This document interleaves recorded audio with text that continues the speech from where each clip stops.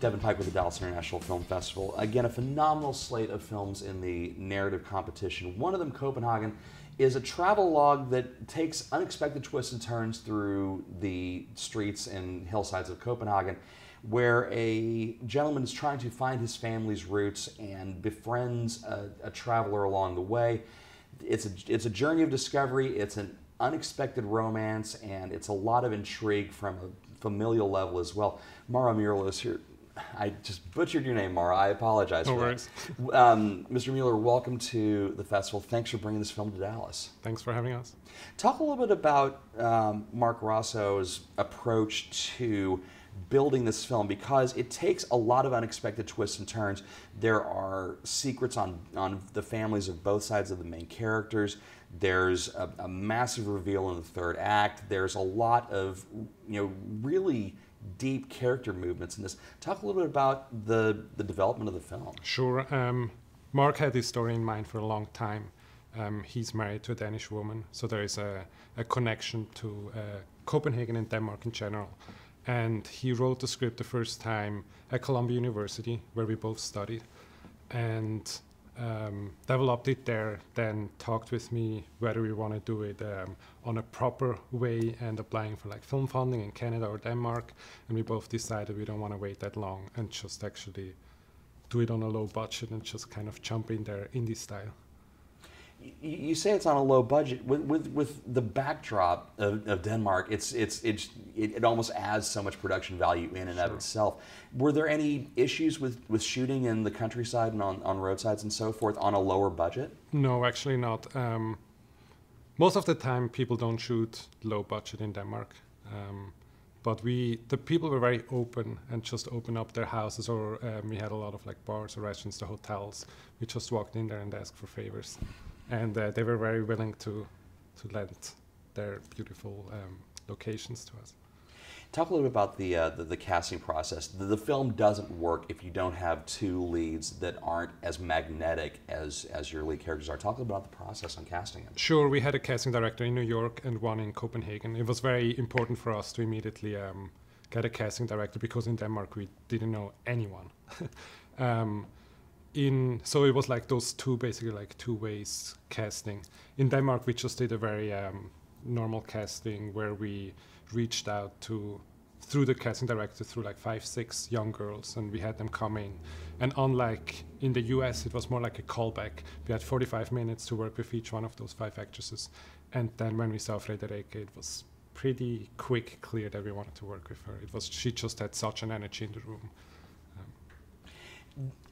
You've had a chance. Have you had a chance to sit in while audiences are screening this film and watch their reactions as the film unfolds? Talk a little about there's a plot point I don't even want to talk about, because it's a great reveal if you don't know that it's coming.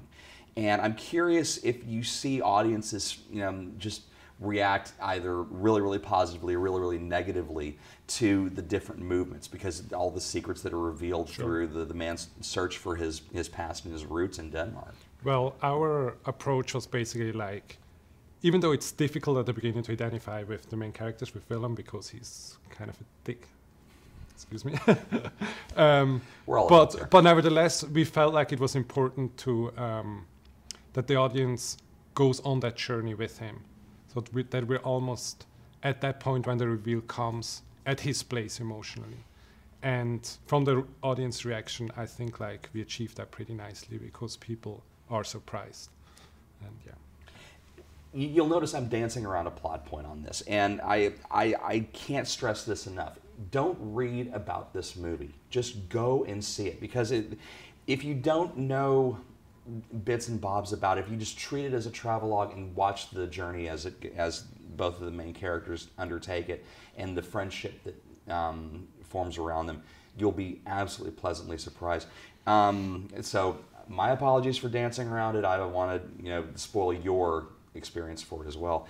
When you're talking to people about the film, are you looking to do a theatrical distribution for it? Are you looking to get it out in the mass market? Because it's a gorgeous film. It deserves to be seen on the biggest screen possible. Well, thanks so much. We definitely are looking into theatrical distribution.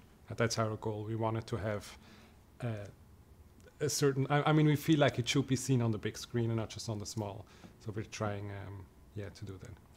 Have you heard from Mark as to he's made it plain if we can only get VOD, then it has to be this way, or is there a certain way that both of you guys are approaching it? No, we're basically like we wanted that the film that as many people as possible see the film. Mm-hmm. So that's like the main approach. We also obviously are very much looking to Europe and Scandinavia for the distribution. For a low budget film like this to get this much acclaim and press, it's got to be gratifying as a producer, because you've ushered it through the production process, called in every single favor you had, sure. Not just the innkeepers who let you in, but also the people you had to beg, borrow, and steal locations as well. It's got to be gratifying to see it get this kind of buzz. Absolutely. I mean, we had over 50 locations, over 25 speaking roles, so it was such a huge production on a shoestring budget, and now basically seeing the result is satisfying. But I trust that Mark and I worked together for a long time. We have a production company. We kind of like planned the whole thing, so it's not for our side. It's not like a big surprise that it turned out that well. The film is Copenhagen. Please come and see it at the Dallas International Film Festival. Do yourself a favor and just don't read the description. Don't read the press. Just watch this interview and go see the film. You can find out more information about this film and all of our other films at the festival at dallasfilm.org. Also keep tabs on it after the festival so you can see the progress that it makes and find out where you can see it in a theater near you. Mauro, it's a pleasure to have you here. Thank you so much for joining us. Thanks so much. Absolutely.